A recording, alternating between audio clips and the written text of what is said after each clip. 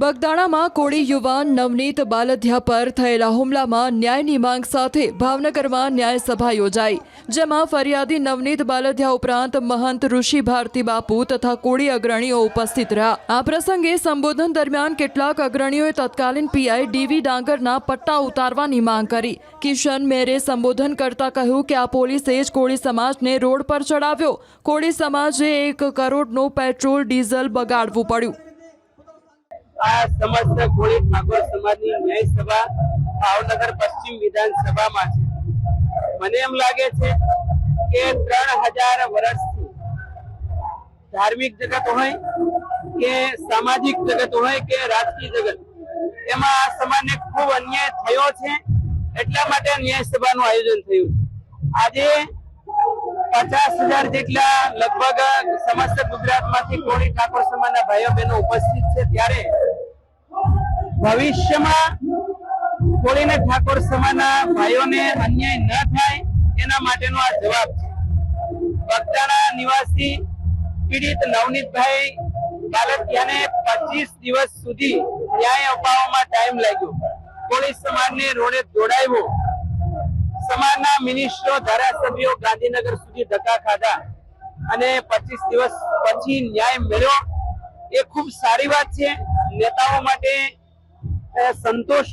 સંતોષનો વિષય છે, પરંતુ સમાજના તમામ સંગઠનો અને સમાજના ભાઈઓ અને બહેનો એમાં ક્યાંક રોષ છે કે મુખ્ય મુદ્દો જ્યાં સુધી ના સંકેલાય ત્યાં સુધી આ સમાજ ન્યાય સભાનું આયોજન કરે છે। અને 25 દિવસ શા માટે લાગ્યા એની પાછળ કોનો હાથ હતો એ મીડિયાના તમામ મિત્રોને સમસ્ત ગુજરાતમાં કોળી ઠાકોર સમાજના ભાઈઓને ખ્યાલ જ છે। અને આ વિધાનસભામાં ભાવનગરની પશ્ચિમની વિધાનસભામાં લગભગ 85,000 નું વોટિંગ એકલા કોળી સમાજનું છે। કોઈ પણ પાર્ટીમાંથી કોળી સમાજનો ઉમેદવાર ઉભો નહીં તો પણ આ વિધાનસભામાંથી કોળી સમાજનો ધારાસભ્ય બને એટલી તાકાત ધરાવે છે। અને 22માં પણ મેં કીધું હતું કે સમસ્ત ગુજરાતમાં 72 વિધાનસભા ઉપર સીધી અસર કોળી ઠાકોર સમાજની છે, કારણ કે 2 કરોડનું સૌથી મોટું વોટિંગ પાવર છે। અને આ સમાજના ભવિષ્યમાં સીએમ પેદા થવા જોઈએ, કારણ કે સરકારમાં અને ધાર્મિક જગતમાં સૌથી મોટું યોગદાન ગુજરાતમાં કોળી ઠાકોર સમાજનું છે।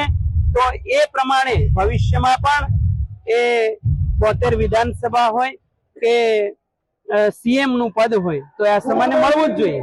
જી, કોળી સમાજના યુવાનો સમાજના આગેવાનોને દિશા દ્રષ્ટિએ જે કામ કરતા હોય છે, સમાજના આગેવાનોના આશીર્વાદ હંમેશા માટે સાથે રહ્યા છે।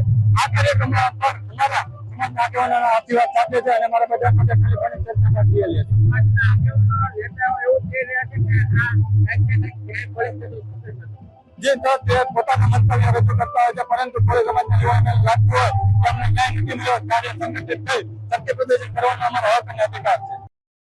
આ તરફ ગાંધીનગરમાં અખિલ ભારતીય કોળી સમાજની પ્રદેશ કારોબારી બેઠક યોજાઈ। અહીં મીડિયા સાથે સંવાદ કરતા અખિલ ભારતીય કોળી સમાજના પ્રદેશ પ્રમુખ હીરાભાઈ સોલંકીએ કહ્યું કે કોળી સમાજને ન્યાય મળી ગયો છે।